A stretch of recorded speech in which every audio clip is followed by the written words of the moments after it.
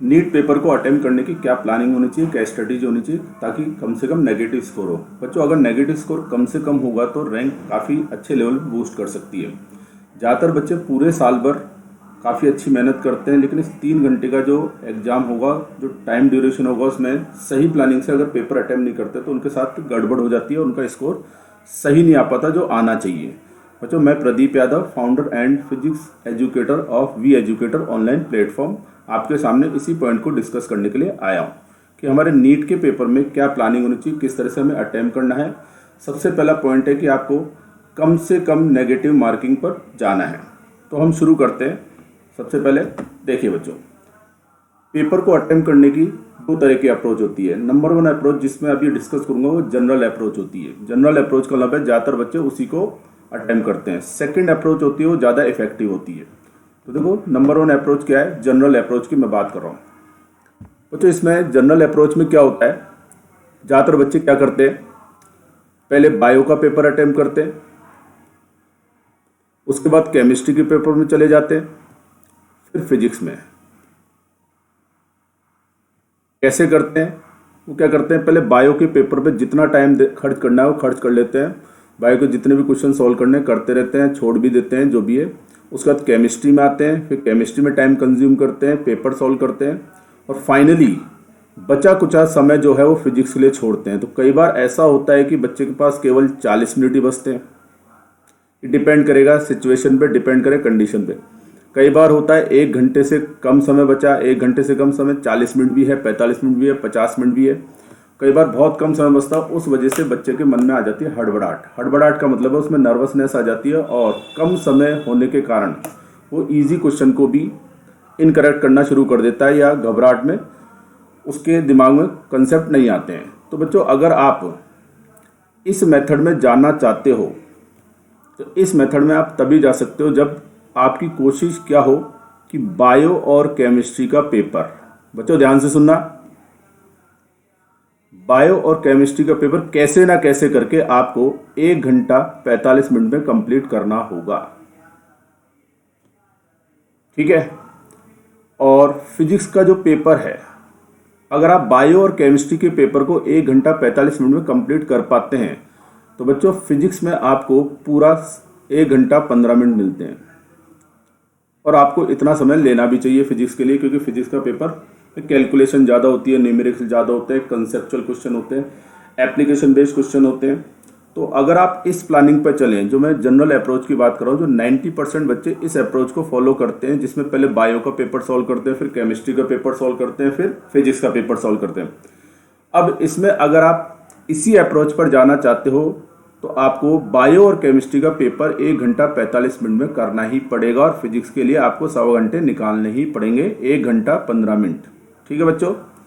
अब मैंने कह दिया कि बायो और केमिस्ट्री के पेपर 1 घंटा 45 मिनट में होना चाहिए, फिजिक्स का पेपर 1.25 घंटे में होना चाहिए, लेकिन बच्चों मेरे कहने से और आपके सोचने से ऐसा नहीं हो सकता। इसके लिए आपको नीट का एग्जाम जो होने वाला है उससे पहले आपको इसकी प्रैक्टिस करनी पड़ेगी, ठीक है। उस प्रैक्टिस कैसे करेंगे, उसके लिए आपको अभी 7-8 दिन जो बचे हैं, 10 तारीख तक की मैं बात कर रहा हूँ, ठीक है। 11 और 12 को जनरली आपको रिलैक्स रहना है, मेंटली फ्री रहना है। 10 तारीख तक आपको कम से कम 4 फुल टेस्ट की प्रैक्टिस करनी है। फुल टेस्ट की प्रैक्टिस इसी पैटर्न पे करनी है जैसे मैंने आपको बताया। कैसे ना कैसे करके आप बायो और केमिस्ट्री के पेपर को 1 घंटा 45 मिनट कंप्लीट करने की कोशिश करें, फिर फाइनली फिजिक्स के लिए आपको 1.25 घंटा मिल जाएगा, ठीक है। कम से कम 4 टेस्ट की प्रैक्टिस करेंगे तो आपको पता चल जाएगा कि हम बायो और केमिस्ट्री के पेपर में कितना टाइम कंज्यूम कर रहे हैं और फिजिक्स में कितना टाइम हमारे पास बचा है। ये थी जनरल अप्रोच, लेकिन मैं बात करूँगा मोर इफेक्टिव अप्रोच, जो सेकंड अप्रोच है, जो मेरी नज़र में होती है कि अगर बच्चे अगर इस अप्रोच को फॉलो करते हैं तो उन्हें काफ़ी फ़ायदा हो सकता है। क्योंकि पहली अप्रोच में नुकसान क्या होता है, जैसे बच्चा पेपर दे के आता है और उसके बाद में बोलता है कि सर मेरे को टाइम मिला नहीं, अगर मेरे को टाइम मिलता तो मैं फिजिक्स के ये ईजी न्यूमेरिकल भी कर पाता। तो इस अप्रोच में सबसे बड़ी जो कमी है, खामी है, वो यही है कि बायो और केमिस्ट्री में ज़्यादा से ज़्यादा टाइम खर्च कर देते हैं बच्चे, तो फिजिक्स के लिए टाइम बचता नहीं है। और फिजिक्स के लिए जब टाइम बचता नहीं है तो क्या होता है, कई क्वेश्चन वो ऐसे भी छूट जाते हैं जो वो इजीली अटेम्प्ट कर सकता था। इसी वजह से मैं डिस्कस करना चाह रहा हूँ मोर इफेक्टिव अप्रोच। बच्चों बात करते हैं मोर इफ़ेक्टिव अप्रोच की बात कर रहा हूँ। इस अप्रोच के बारे में अगर देखा जाए तो ये काफ़ी फ़ायदेमंद होती है। इसमें कम से कम नेगेटिव स्कोर होता है और ये अप्रोच होगी क्या उसको मैं बाद में डिस्कस करूँगा। सबसे पहले मैं बात करूँगा किसी भी पेपर में, अगर आपने देखा हो किसी भी पेपर में क्वेश्चन के लेवल की कैटेगरी देखी जाए तो 3 कैटेगरी होती है। पहला लेवल होता है ईजी लेवल होता है पहला, दूसरे लेवल के क्वेश्चन होते हैं जो मीडियम कैटेगरी में रखे जा सकते हैं, और थर्ड कैटेगरी के जो क्वेश्चन होंगे वो हार्ड होंगे, टफ बोल सकते हैं आप, वेरी टफ बोल सकते हैं। ठीक है, अब मैंने 3 लेवल आपको बता दिए, इजी बता दिया, मीडियम बता दिया, हार्ड बता दिया। अब इनकी कैटेगरी कैसे होगी, हम कैसे डिसाइड करेंगे? वैसे बच्चा अपने आप डिसाइड कर सकता है, लेकिन जनरली अगर मैं बात करूँ इजी क्वेश्चन की, अगर मैं बात करूँ तो पहला पॉइंट है may B single line question. Single line question का मतलब है कि उसमें लैंग्वेज कम थी, आपने इजीली उस क्वेश्चन को पढ़ लिया और आपको समझ में आ गई क्वेश्चन आपसे क्या चाहता है। ठीक है, दूसरा है may be similar to as practice question. बच्चों कई बार ऐसा होता है कि नीट के एग्जाम में कई बार सेम क्वेश्चन वैसे आ जाता है जो हमने पूरे 1 साल में कहीं ना कहीं किसी टेस्ट पेपर में देखा है या किसी बुक में देखा है, कई बार ऐसा होता है, आ जाता है। और थर्ड होता है may B fact based theoretical question. Theoretical question भी आ जाते हैं, फैक्ट बेस्ड क्वेश्चन भी आ जाते हैं जिसमें आपको पढ़ना होता है और अगर आपको उसका कंसेप्ट याद है या फैक्ट याद है तो आपको टिक करना होता है। तो इजी क्वेश्चन की बात करें तो इजी क्वेश्चन की कैटेगरी होगी। अच्छा, इस इजी क्वेश्चन में जैसे बच्चा बोलता है sir single line question, single line वाला जो क्वेश्चन है हो सकता है उसमें बहुत बड़ी कैलकुलेशन हो, तो ठीक है उसको आप आगे शिफ्ट कर सकते हैं। जब आप क्वेश्चन को पढ़ेंगे तो आपको पता चल जाएगा ईजी है या मीडियम है, हार्ड है।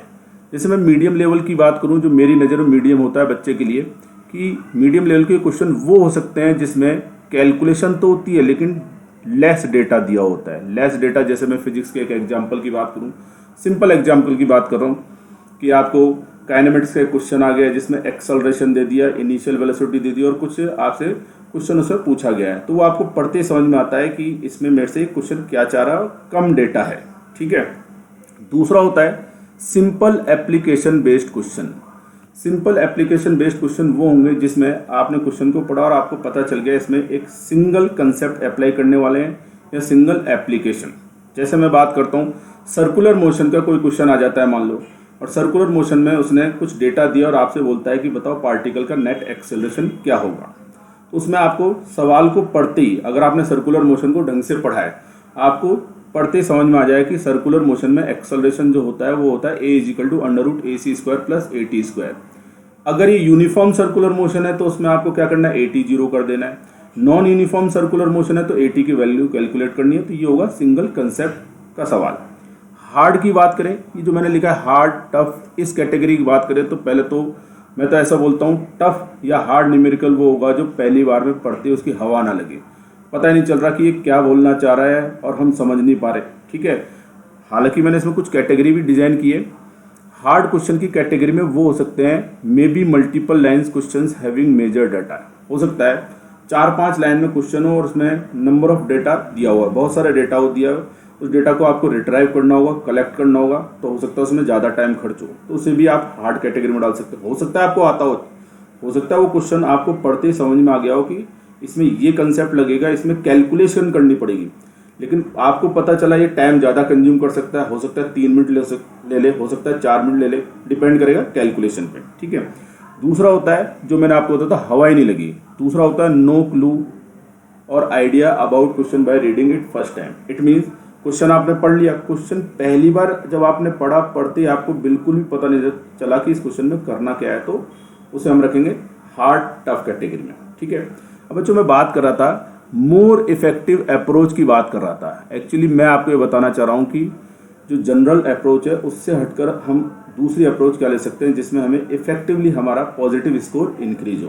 तो देखो कैसे क्या होता है। देखो इस मोर इफेक्टिव अप्रोच की जो मैं बात कर रहा हूँ, जनरली मैं ऑफलाइन क्लास में कई बार बच्चों को बता चुका हूँ, बच्चे पूछते हैं मैं पेपर कैसे अटेम्प्ट करना चाहिए, तो मैं इसी की सलाह देता हूँ कि आपको करना क्या है। राउंड नंबर 1 का मतलब मैं आपको बताता हूँ। आपको करना क्या है, जब आप पेपर स्टार्ट करेंगे तो पेपर स्टार्ट करने के बाद में पहले क्वेश्चन से लेकर दूसरा तीसरा आपको पढ़ना है। ठीक है, और जो भी क्वेश्चन आप पढ़ रहे हैं तो आपको पता लग जाएगा कि ये इजी क्वेश्चन है, मैं इसको तुरंत कर सकता हूँ, इसमें मुझे ज़्यादा टाइम कंज्यूम नहीं होगा। तो राउंड 1 में आपको इन्हीं क्वेश्चनों को सेलेक्ट करना है। आपका समझ गए, आपकी मर्जी हो आप बायो से शुरू कर दो, आपकी मर्जी हो आप केमिस्ट्री शुरू कर दो, आपकी मर्जी हो फिजिक्स शुरू कर दो। मैं अगर आपकी जगह होता तो मैं बायो से शुरू करता, क्योंकि बायो में कैलकुलेशन कम होती है, न्यूमेरिकल नहीं होते हैं। फिजिक्स से अगर कंपेयर करें, केमिस्ट्री से कंपेयर करें, तो आपको राउंड 1 में क्या करना है, बायो से केमिस्ट्री में जाना है और केमिस्ट्री से फिजिक्स में जाना है। ये राउंड नंबर 1 में आपको इजी क्वेश्चन ही अटेम्प्ट करने, इजी माने इजीएस्ट क्वेश्चन। आई बात समझ में बच्चों? आपको पता होना चाहिए नीट के पेपर में 40 से 50% ईजी लेवल के क्वेश्चन होते हैं। आप उठा के देख लेना पिछले 3-4 साल के, उससे पहले के भी आप पेपर देख लेना, 40 से 50% ईजी क्वेश्चन होते हैं। ठीक है, तो इस राउंड 1 में आपको करना क्या है, अपनी स्पीड का ध्यान रखना है। ठीक है, स्पीड का ध्यान रखना है और एक्यूरेसी का भी ध्यान रखना है। ऐसा नहीं कि आपने स्पीड बढ़ाते गए, दे दनादन टिक करते गए, नहीं, गलत है। स्पीड और एक्यूरेसी, स्पीड भी ठीक होनी चाहिए और फुल एक्यूरेसी के साथ में क्वेश्चन अटेम्प्ट होनी चाहिए। राउंड 1 में आपको बहुत कूल माइंड से, शांत दिमाग से, कोई जल्दीबाजी नहीं करनी है, क्वेश्चन अपने सॉल्व करने। अगर आपने राउंड 1 को कूल माइंड से अगर अटेम्प्ट किया है तो मेरा दावा है कि इस राउंड 1 में आपने जितने भी क्वेश्चन अटेम्प्ट किए होंगे कूल माइंड से, बिल्कुल बिना हड़बड़ाहट किए, तो आपके 95% से ज़्यादा क्वेश्चन करेक्ट होंगे। और बच्चों मैं आपको बता दूं, जब आपका पहला राउंड क्लियरली सक्सेस हो जाता है, और वो होगा भी, क्योंकि मैंने आपको बताया था इजी क्वेश्चन ही अटेम्प्ट करने हैं, वो क्वेश्चन जिसमें बिल्कुल आप ना अटक रहे हो, ना आपको ज़्यादा सोचना पड़ रहा है। और जैसे आपने राउंड 1 कंप्लीट किया और आपको खुद को एहसास हो जाएगा, खुद को एहसास हो जाता है कि देखो मैंने इतने क्वेश्चन अटेम्प्ट किए हैं, इसमें ज़्यादा से ज़्यादा क्वेश्चन पॉजिटिव होंगे, तो वहीं से आपको मिलेगा कॉन्फिडेंस। क्या मिलेगा आपको? वहीं से मिलेगा आपको कॉन्फिडेंस, आपका बूस्ट हो जाएगा। हाँ, मैंने पेपर का कुछ पोर्शन बहुत शुरुआत में ही, शुरुआत के शायद वो 45 मिनट लगे आपको इन क्वेश्चन में, हो सकता है 50 मिनट लगे, वो डिपेंड करता है क्वेश्चन के सेटिंग पर, फॉर्मेटिंग पर, किस तरह से डिजाइन किया गया। ठीक है बच्चों, अब राउंड 2 में आपको क्या करना है, आपने पहला राउंड कंप्लीट कर दिया, जो भी टाइम लगा, इसमें कम टाइम लगता है राउंड 1 में। राउंड 2 में आपको मीडियम लेवल के क्वेश्चन पर जाना है और मीडियम लेवल के क्वेश्चन को आपको सॉल्व करना है। सेम वही पैटर्न होगा, बायो हुआ, केमिस्ट्री हुई, फिर फिजिक्स हुई। सीक्वेंस आप अपनी तरफ से डिसाइड कर सकते हो, लेकिन आइडियल सीक्वेंस तो यही माना जाएगा कि पहले आप बायो का अटेम्प्ट करें, फिर केमिस्ट्री लें, फिर फिजिक्स लें। राउंड 3 में आपको पता चल गया आप करना क्या है। राउंड थर्ड में आपको वही क्वेश्चन अटेम्प्ट करने हैं। भाई रह कौन से गए? वही क्वेश्चन जिनकी आपको हवा नहीं लगी, या जिसमें कैलकुलेशन बहुत लंबी चल रही थी, जिसमें कैलकुलेशन लंबी होने वाली थी, या जिसमें बहुत सारे डेटा दे रहे थे, क्वेश्चन को पढ़ने में बहुत दिक्कत हो रही थी। तो राउंड 3 में आपको वो क्वेश्चन अटेम्प्ट करने हैं। बच्चों अगर आप इस अप्रोच को फॉलो करते हैं तो मेरा मानना है आपको जो जनरल अप्रोच फॉलो की जाती है उसके कंपैरिजन में बहुत फ़ायदा होगा और इसमें हड़बड़ाहट नहीं होगी। पहली जो जनरल अप्रोच की बात की थी उसमें बच्चों को ज़्यादा हड़बड़ाहट हो जाती है जैसे जैसे टाइम निकलता जाता है, लेकिन इसमें राउंड 1, राउंड 2, राउंड 3 हो सकता है अगर आप इसको इफेक्टिवली टाइम को सही मैनेज करते हो, अगर आप करते हो तो राउंड 3 कंप्लीट करने के बाद हो सकता है आपका कुछ समय बच जाए, और हो सकता है कुछ क्वेश्चन के लिए जो आपके रह रहे हैं टफ हो सकता है। कई बार क्या होता है हम इजी क्वेश्चन उठाते हैं तो पढ़ने में तो लगता है इजी है वो क्वेश्चन, लेकिन पता लगा जब उसको सॉल्व करने बैठे तो कहीं ना कहीं अटक गए। ठीक है, अब बच्चों अभी इस जो अप्रोच सेकंड बताइए, इस अप्रोच के लिए भी आपको घर पे प्रैक्टिस करनी पड़ेगी कि कम से कम 10 तारीख तक 4 फुल टेस्ट की प्रैक्टिस आपको करनी पड़ेगी। भाई एक बार आपको चेक करना पड़ेगा, फुल टेस्ट की आपको प्रैक्टिस करनी पड़ेगी। आप जो भी फुल टेस्ट ले रहे हो, चाहे उसमें जनरल अप्रोच को फॉलो करो, चाहे आप इस अप्रोच को फॉलो करो, मेरा मानना है कि आपको अपनी सिटिंग पावर को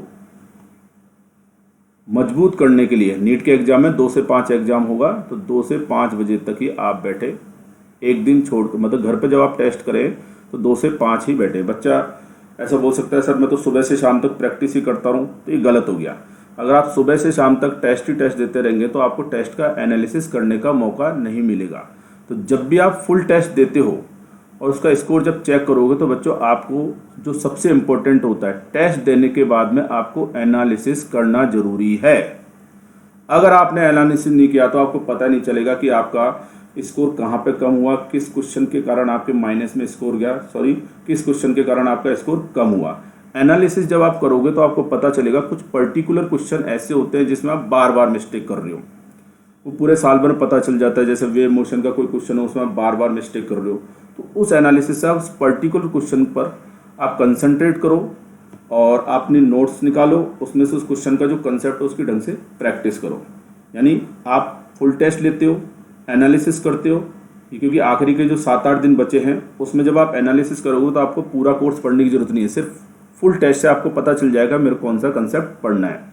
ठीक है, किसी भी क्वेश्चन के रॉन्ग होने का कारण होता है, एक तो होता है कि आपने कंसेप्ट मिस्टेक कर दी, एक तो हो गया कंसेप्ट मिस्टेक। तो मैंने आपको बता दिया कि आपको पता चल गया कि इसमें मैंने कंसेप्ट मिस्टेक किया कि मेरे को कंसेप्ट लगाना था ये और मैंने दूसरा अप्लाई कर दिया।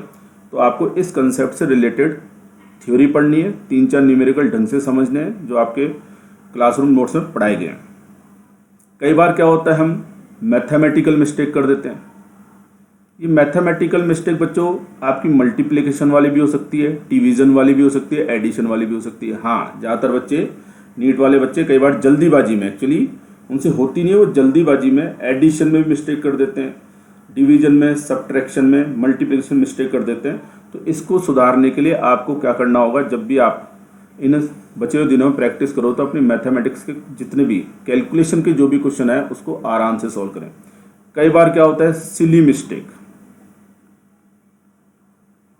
ये बड़ा आता है, सर हमने सिली मिस्टेक कर दी, बड़ी सिली मिस्टेक होगी। अब सिली मिस्टेक में क्या होता है बच्चों, अगर सिली मिस्टेक की बात करें तो जैसे मैं एक एग्जांपल देता हूँ। मान लो एक क्वेश्चन आया, उसमें आपसे पूछा है इनकरेक्ट ऑप्शन। मान लो उस क्वेश्चन में आपसे इनकरेक्ट ऑप्शन पूछा है और हम एग्जाम में बैठे हो, तो कई बार हम क्या होते हैं, उस इनकरेक्ट आखिरी लाइन को नहीं पढ़ते कि उस क्वेश्चन ने हमसे पूछा है कि इन 4 ऑप्शन में इनकरेक्ट कौन सा है। हम जल्दीबाजी में हर क्वेश्चन में, ये हमारी आदत थी, हम जल्दीबाजी में करेक्ट ऑप्शन ढूंढने की कोशिश करते हैं। तो बच्चों आपको यहाँ पर मैं आपको बता रहा हूँ सिली मिस्टेक से बचने का तरीका है कि क्वेश्चन को आप ध्यान से पढ़ें। ठीक है, पहली बार में ध्यान से पढ़ लें, कोई जल्दीबाजी की जरूरत नहीं है, क्योंकि जल्दीबाजी में ही काम बिगड़ता है, ये आपको समझ में आना चाहिए। कई बार सिली मिस्टेक ऐसी होती है कि नीट के पेपर में कोई क्वेश्चन ऐसा आ जाता है जो आपको लगता है ये डिक्टो वही क्वेश्चन है जो हमने टेस्ट पेपर में सॉल्व किया था और उसको आपको आंसर याद होता है। तो कई बार बच्चे बहुत जल्दीबाजी में उत्साहित होकर उसका ऑप्शन लगा देते हैं, लेकिन अगर वो ध्यान से देखो तो कई बार ऐसा होता है एग्जामिनर उसका डेटा भी चेंज कर देते हैं। ठीक है बच्चों, अच्छा हम बात करते हैं कि जैसे मैंने एक 5-6 क्वेश्चन का एक सेट बनाया है, उसमें मैं आपको बताता हूँ कि इजी क्वेश्चन क्या होगा, हार्ड क्वेश्चन को कैसे डिफाइन करें, पेपर कैसे अटेम्प्ट करते हैं। ठीक है, जैसे मान लो ये हमारे पास 3 क्वेश्चन है और इसके अगले पेज 5 क्वेश्चन है। ठीक है, मान लो ये नीट का पेपर का एक पैटर्न आ गया है और पेपर कैसे अटेम्प्ट करते हैं। जैसे मान लो नंबर 1 क्वेश्चन पे जा रहा हूँ, नंबर 1 क्वेश्चन मैंने पढ़ा, तो देखो जैसे आप देखोगे तो इसमें 3-4 लाइनें आ रही हैं, तो बड़ा अजीब सा लगता है, क्योंकि पेपर में बैठे होते हैं और बहुत जल्दीबाजी होती है, मैं जल्दी से जल्दी अटेम्प्ट करूँ। तो आप इसको टफ भी बोल सकते हो या मीडियम बोल सकते हो। टफ का मतलब ऐसा नहीं है कि होगा नहीं मेरे सॉल्व, होगा लेकिन टाइम लगेगा। तो आज में 3 टिक मान लो मैंने कर दी कि इसको मैं बाद में करूँगा। ठीक है, 3 टिक का मतलब है भैया राउंड 3 में आने वाला है। जैसे दूसरा आपने पढ़ा, तो दूसरे को भी अगर आप देखो तो क्या लिख रहा है, अगर आप इसकी लैंग्वेज को देखो थोड़े अजीब हो रही लगती है, बच्चों को लगती है। ठीक है, तो हो सकता है बोले ठीक है अभी ये मीडियम है, मीडियम लेवल का हो सकता है, मैं इसको सेकंड राउंड में करूँगा। ठीक है, जर्नी की आपको पेपर जब आप ओपन करते हो पहले क्वेश्चन को सॉल्व कर देना शुरू है, नहीं ऐसा नहीं है। आपको जो क्वेश्चन ईजी नजर आए उसी को आपको देखना है। ठीक है, जैसे मैं 3rd क्वेश्चन की बात करता हूँ। 3rd क्वेश्चन की अगर आप बात करोगे तो देखो क्या लिखा है, which one is a vector quantity. तो बच्चों सिंगल लाइन का क्वेश्चन हो गया, साथ के साथ 4 ऑप्शन को देखो तो आसानी से पढ़ने में आ रहे हैं, जबकि सेकंड क्वेश्चन को देखो तो ऑप्शन अजीब-गरीब भी दिख रहे हैं। तो इसमें क्या होगा, ये है, इसको आप बिल्कुल इजी लेवल की कैटेगरी में करेंगे और आपको पता है इसमें से वेक्टर क्वांटिटी कौन सी होगी वो आपको लिख देनी है। जैसे सबको पता है मैग्नेटिक फील्ड इंटेंसिटी होगी। ठीक है, आई बच्चों, आई बात समझ में। ठीक है, जैसे मैं अगले उस पर जाऊँ, जैसे क्वेश्चन नंबर 4 को मैंने पढ़ा, A ball attached to one end of a string swings in a vertical plane such that its acceleration at point A माने extreme position is equal to its acceleration at point B। Theta बताना है, इसमें angle theta बताना है। तो एक बार आपको पढ़ते आपको पता चलेगा, पढ़ना आपको हर क्वेश्चन को ध्यान से पढ़ते आपको पता चलेगा कि यहाँ पर पॉइंट और पॉइंट A और B पर एक्सेलरेशन सेम है, यानी कैलकुलेशन करनी पड़ेगी, टाइम लगेगा इसमें। ठीक है, तो इसको मतलब हम क्या बोलेंगे, ये क्वेश्चन को आप मीडियम कैटेगरी में डाल सकते हो। मीडियम में क्यों, कि अगर आपने इस सर्कुलर मोशन के कंसेप्ट के बारे में पढ़ा है तो ये क्वेश्चन आपको मीडियम कैटेगरी का ही नजर आएगा। लेकिन अगर आप देखो क्वेश्चन नंबर 5 को, अगर आप देखो क्या कह रहा है, पार्टिकल का जो डिस्प्लेसमेंट, पार्टिकल जो मूव हुआ है वो x = 0 से x = 5 मीटर तक डिस्प्लेसमेंट कराया गया है, इसको फोर्स दे दिया। अब आपसे बोल रहा है वर्क डन बताना है इसमें। तो जैसे आप इसको पढ़ोगे तो ये बिल्कुल सिंपल लेवल का सवाल हो गया, फॉर्मूला बेस्ड सवाल हो गया और आपके दिमाग में तुरंत आ जाएगा। पहले तो अगर आप देखेंगे कि भैया ये वर्क का सवाल है, इसमें वर्क कैलकुलेट करना है, और अगर आपको वर्क कैलकुलेट करना है तो वर्क कैलकुलेट करने के दो ही तरीके होते हैं, या तो डॉट प्रोडक्ट होगा या इंटीग्रेशन। ठीक है, यहाँ पे अगर आप देखें तो फोर्स डिपेंड कर रहा है एक्स पर, फोर्स एक्स पर डिपेंड कर रहा है, इट मीन्स फोर्स वेरिएबल है, तो तुरंत आपको पता चल जाएगा कि भैया ये तो सवाल होने वाला है इंटीग्रेशन वाले टेक्निक से। ठीक है, कुछ बच्चे हो सकता है भाई जिसका इंटीग्रेशन वीक होता है, वो हो सकता है बोले मैं इसको मीडियम में डाल देता हूँ। हो सकता है कोई बच्चे बोलते हैं मैं तो ऐसे क्वेश्चन की बहुत प्रैक्टिस की है तो मैं अभी फटाफट से पढ़ते ही मैं तुरंत कर दूंगा, इंटीग्रेट कर दूंगा और आंसर आ जाएगा। तो बच्चों ये मैंने 5 क्वेश्चन के सेट से आपको बताया कि इजी लेवल हो गया, मीडियम लेवल हो गया, हार्ड लेवल हो गया। इसको आप क्वेश्चन को पढ़कर आप अंदाजा लगा सकते हैं। ठीक है बच्चों, लास्ट में जाते जाते मैं आपको कुछ चीज़ें बताना चाहूँगा कि हमारी जो नेगेटिव मार्किंग है उसको कम से कम करने के और तरीके क्या हैं। ठीक है, फाइनल पॉइंट्स में हम डिस्कस कर लेते हैं। देखो पहला पॉइंट है रीड क्वेश्चन केयरफुली। बच्चों ये सबसे इम्पोर्टेंट पॉइंट ये कि हमें एग्जाम में जाते ही जैसे पेपर बुकलेट मिलती है तुरंत खोलना है हमें, लेकिन हमें इतनी जल्दीबाजी नहीं करनी कि हम क्वेश्चन को आधा तरफ पढ़ के भाग रहे हैं इधर उधर। भागना नहीं है, बहुत शांत तरीके से बैठना है, क्वेश्चन को ध्यान से पढ़ना है। पहली बार में क्वेश्चन को ध्यान से पढ़ लो। ठीक है, चाहे वो इजी लेवल का हो, चाहे वो हार्ड लेवल हो, चाहे वो मीडियम लेवल हो, जब भी आप क्वेश्चन को पहली बार पढ़ रहे हो तो एक बार ध्यान से पढ़ लो क्या क्या डेटा दिया गया है। ठीक है, वो अलग बात है कि आप उस क्वेश्चन को राउंड 2 में करोगे या राउंड 3 में करोगे या अभी करने वाले, वो डिपेंड करेगा कंडीशन पे। ठीक है बच्चों, तो क्वेश्चन को ध्यान से पढ़ना है, कोई जल्दीबाजी नहीं करनी है। सेकंड है attempt easiest questions in first round. ठीक है, ये मैंने आपको बता दिया कि इजीएस्ट क्वेश्चन को ही सबसे पहले आपको अटेम्प्ट करना है। ठीक है, रास्ते में जब आप राउंड 1 में चल रहे हैं, रास्ते में कुछ क्वेश्चन को देख के हो सकता है आपके मन में बहुत खुशी के गुबार फूटने शुरू हो जाए कि ये क्वेश्चन तो मैं कर दूंगा, लेकिन पता उसको देखते पता चलना चाहिए कि इसमें कैलकुलेशन अगर कम है तो तुरंत करो, ज़्यादा लग रही तो बाद में करेंगे। ठीक है, उलझने वाला काम शुरू में नहीं करना है। थर्ड है avoid answering at last minute. होता क्या है, आखिरी के 1-2 मिनट जब बचते हैं तो उस 1-2 मिनट में बच्चा कई बार सोचता है कि 1-2 मिनट में मेरे कुछ क्वेश्चन रह रहे हैं, ये मैं कर सकता हूँ। वो जल्दीबाजी में क्या करता है, करने की कोशिश करता है, नहीं होता, क्योंकि आखिरी के 1-2 मिनट बचते हैं, एक टाइम बॉम्ब होता है, टाइम प्रेशर चल रहा होता है। तो उस टाइम प्रेशर की वजह से वो क्वेश्चन को सॉल्व नहीं कर पाता। तो वो सोचता है कि 2-3 क्वेश्चन मेरे को आते थे, मेरे कुछ हो नहीं रहा है इसमें। तो वो क्या करता है, वहाँ पर जो OMR शीट बड़ी होती है ना, उसमें फिर वो तुक्का मारना शुरू कर देता है। बच्चों तुक्का बिल्कुल नहीं मारना है। ठीक है, अगर आपके आखिरी के 7-8 मिनट पहले आपको पता चल जाता है कि आपने बहुत अच्छा स्कोर कर लिया है, अगर आपने पेपर को अच्छी तरह से अटेम्प्ट किया है, तो रिस्क बिल्कुल नहीं लेना है। ठीक है बच्चों, जो OMR शीट के बारे में बता रहा हूँ, fill OMR carefully, correct sequence भरनी है। होता क्या है, हम जल्दीबाजी में जब OMR भरते हैं तो कई बार क्या होता है, सीक्वेंस मिस हो जाता है। जैसे हम OMR मान लो कुछ बच्चे लास्ट में भरते हैं, पहले क्वेश्चन से फिल करना शुरू किया, दूसरे से फिल करना शुरू किया, कई बार क्या होता है तीसरे के चौथे क्वेश्चन का आंसर देखकर वो थर्ड में भर देता है और यहीं से वो सीक्वेंस गड़बड़ा जाता है और इससे हो सकता है उसके बहुत से ज़्यादा क्वेश्चन नेगेटिव हो जाए। मतलब पूरे 3 घंटे में 10 मिनट पहले उसने पूरा पेपर बहुत बढ़िया अटेम्प्ट किया, आंसर भी निकाल लिए, लेकिन उसने गड़बड़ क्या कर दी, OMR में क्वेश्चन के सीक्वेंस में कहने के गड़बड़ कर दी। तो OMR को भरने में सावधानी रखनी है।